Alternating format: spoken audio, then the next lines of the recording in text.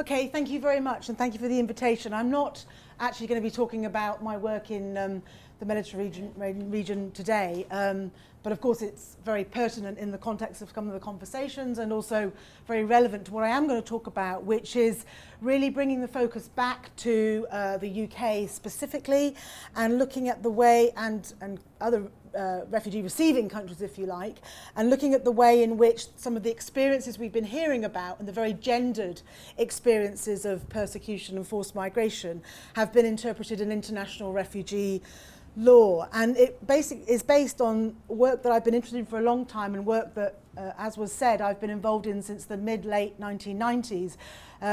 In a way, kind of this refugee feminism idea that Eleanor was talking about earlier, where people kind of got together to challenge some of the dominant representations. So what I want to do is really to reflect on the way in which international refugee law has interpreted women's experiences of forced migration, and to think about the way in which gender specifically has been conceptualized and represented in some of the things that have happened in the period since. And again, this resonates very much with Eleanor's work, I think you'll find, when I start to talk, because it's sort of challenging the way in which this concept, this notion of the refugee woman, has in some ways highlighted the specificities of what happens in terms of gender in conflict, but has also has translated into a way of understanding that experience, which has actually positioned women in ways that are not necessarily helpful to them, but also, I would argue, undermine some of the broader political aspirations of those who are trying to get recognition for those fleeing from these sorts of circumstances. So I just want to really, in the presentation, do two things. The first part is more of a kind of overview, if you like, of the way in which the feminist critique of international refugee has sort of played out, and specifically the way in which it's played out in the British context in terms of some of the things that we as, if you like, refugee feminists or people trying to advocate for change in this area have mobilized different constituencies to sort of engage with this issue slightly differently. But for me, the more interesting thing is what's happened more recently in terms of reflecting personally and with others who have been working in this field for a while on what that now looks like and feels like in terms of the interpretation of women's experiences. So just to sort of summarize some of the kind of predominant debates in gender and international refugee law, the first thing to say is that refugee law, like all forms of law, often presents itself as being objective and somehow neutral in all senses, including gender neutral. But of course, the feminist critique has really challenged that and pulled it apart, showing ways in which not just the practice of law, but the whole profession of law, the legal structures, essentially reproduce and reinforce patriarchy. So law is not necessarily the solution to the problems that women experience. Indeed, it can be a significant part of the problem. And you'd see that in contexts where, for example, family laws would position women in a particular way within institutional structures with consequences within communities and families. But that too would hold for the international refugee legal system, which effectively, it's argued, would reinforce male domination in the same way. And it does this in particular ways, and one that's been particularly highlighted is the creation of a kind of binary differentiation between, on the one hand, those things which are in the public sphere and kind of legitimate beneficiaries or legitimate focuses of international public intervention in terms of protection, and those issues that are considered to be private, either private to states or even within states, sufficiently private not to warrant state intervention. So the way in which we see that happening in the refugee law context is particularly obvious in relation to the concept of politics. So in particular, it's been argued and very strongly demonstrated through some of the reference to women's stories and experiences that the concept of politics has been interpreted as being inherently masculine and predominantly public in its orientation, and that what happens to women is seen to be largely apolitical and interpreted as private or personal. So that may be particular kinds of resistance that women engage in, and we've heard about some of them today in terms of the body, in terms of domesticity, in terms of the reproduction of cultural norms, etc. Or it may even be what you and I would consider to be quite political activities, but are perceived as being not sufficiently political to warrant a kind of international interventional protection. And the examples that are often given to that relate to particularly sexual and domestic violence, which either occur within the home and are therefore considered to be not able to be protected under international refugee law, or even where they occur in a public space involving public actors, soldiers, for example, or government officials, are privatised as being to do with sex rather than to do with power, when of course the two are intricately connected. And the absence of gender as an enumerated ground within the 1951 Refugee Convention has been kind of alluded to or demonstrated as being one of the ways in which this particularly impacts on women who are trying to claim protection under international refugee law. Now, this critique has been around for a while, and it was very much around when I was doing my PhD on this topic. And in the early 90s and kind of beyond, we had a whole series of efforts on the part of the international community, let's say, to try and address some of these issues. So the first efforts were by organisations like the UNHCR, really in response to what was going on in camps in terms of the survival sex that we've been hearing about and other issues in relation to security. Guidelines on refugee women were published, and then a whole series of countries started to develop their own gender guidelines to assist and sort of alert policymakers to the problem of the marginalisation of women's experiences within the dominant masculine paradigm. So that started in Canada, US, Australia. In the UK, the government at that time was very reluctant to engage in this argument around the need for gender guidelines. And so what we did was set up a refugee women's legal group, a group of feminist advocates, lawyers, practitioners, and refugee women themselves to try and basically write our own. If no one was going to write them for us, we basically decided we'd write them together. And that's what we did over the course of 2 years. We basically produced gender guidelines for the determination of asylum claims in the UK. We took them to Parliament, we launched them, we took them around Europe, and they gathered a sort of momentum of solidarity and feminist sisterhood of a kind. And more importantly, led to various kind of policy consequences, one of which was the incorporation of the guidelines into the IAA, now the Asylum and Immigration Tribunal, in part because two of the members of our group were also judges, and most of the members of our group have now become judges. It's a very popular route for lawyers who can't get legal aid anymore and are therefore finding it very difficult to practice. And finally, I'd moved over to the Home Office at this point and was able to kind of lobby from the inside for the guidelines to be adopted internally. So they became a kind of government document through what is now the API, the Gender API on asylum, gender issues in the asylum claim, which you may have come across. We did lots of things, and I'll just run through them quickly, but we did training.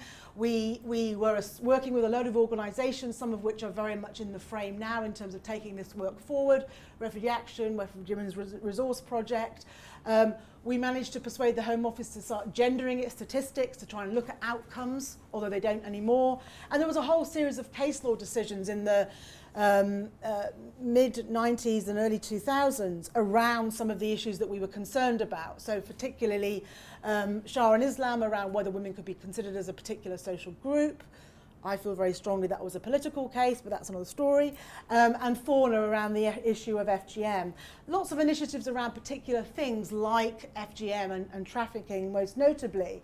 And then the Qualification Directive at the EU level, which essentially acknowledges gender-specific forms of persecution and opens up some scope for women's experiences to be included. So that's a sort of whistle stop, if you like, through 20 years of development. And you can see that at different levels, at the kind of institutional level with UNHCR, and then down through individual governments and through refugee organisations and women's groups, we've kind of leveraged basically some changes in relation to policy and practice.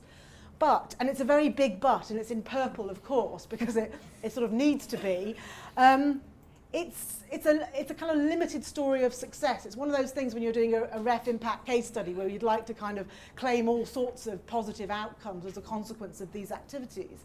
But the reality is that all of this, since the late 80s, mid 90s, has taken place in an increasingly hostile overall context. And so everything that's happened in the asylum system in general, in terms of being more difficult to access the UK, poor quality initial decision making, detention, dispersal, all of these things are the backdrop within which we've been trying to leverage in some better outcomes for refugee women. Some of those things we know have disproportionately impacted on women. So, for example, restricted access to the UK process, getting in is typically more difficult for women because they have more limited resources, financial and social. Changes to support and legal aid disproportionately affect many women with caring responsibilities.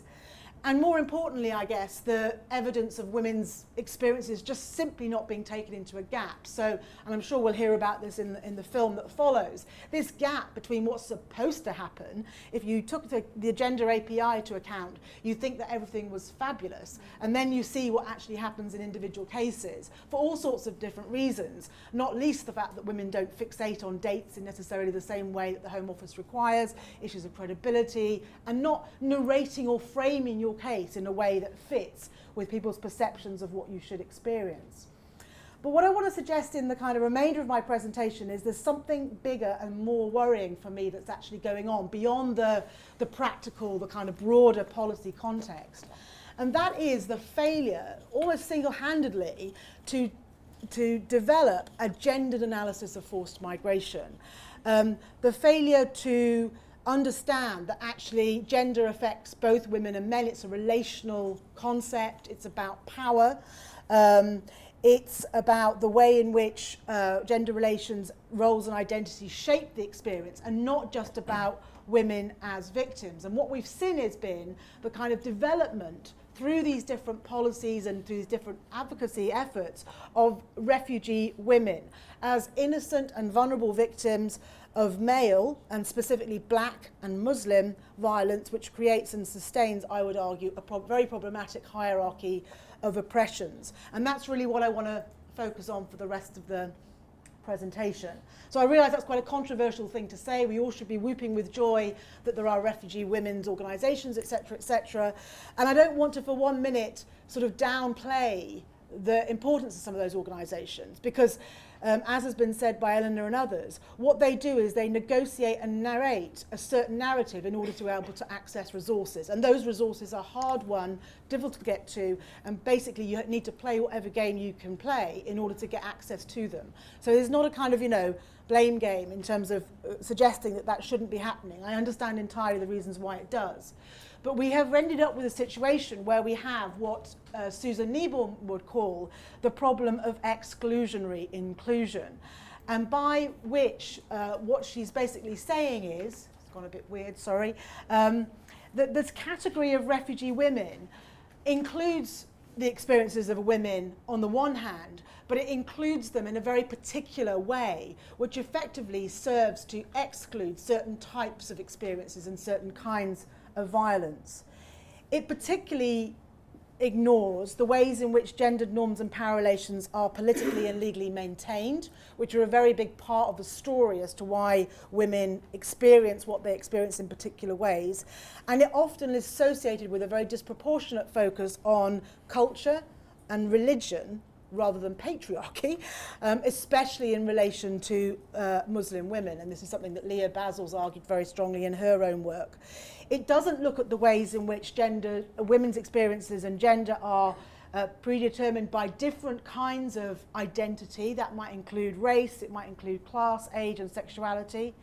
And as I say, what it does is it frames women instead as being this innocent and vulnerable victim, undermining their own political identity and what they do, and also failing to understand or contextualize the structural issues that lead to them being treated in particular ways. This is partly about who women are and what they do, but it's also about the way in which gender is framed in specific contexts that leads for certain things to happen to them as a consequence of the way in which gender is framed. And so it sort of naturalizes and essentializes the experiences of women, which downplays and ignores all of these structural or intersecting factors, very much reflected in some of the kind of programs, Women at Risk, and I would argue in terms of some of the case law. So I mentioned very flippantly, but not intended to be, the case of Shah and Islam. Shah and Islam were both women from Pakistan, but they couldn't, in my view, have been much more different in terms of their backgrounds, their political beliefs, and indeed their experiences. But for the purposes of this case, they became framed by UNHCR as women from Pakistan, completely ignoring the fact that they actually had very different experience and explanations as to why they were where they were.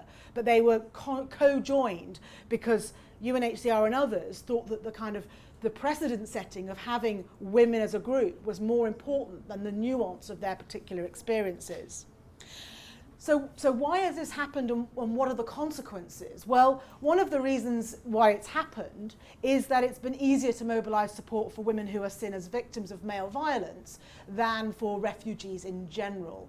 So the kind of positioning of women or women and children, who are often grouped together, has been, as I've suggested, a way of mobilising support for those groups. But I also want to suggest that actually it's got traction for other reasons, and this is where it gets a little bit more controversial, and that is that it resonates with pre-existing frames that position Muslim practice as oppressive and black men as a threat.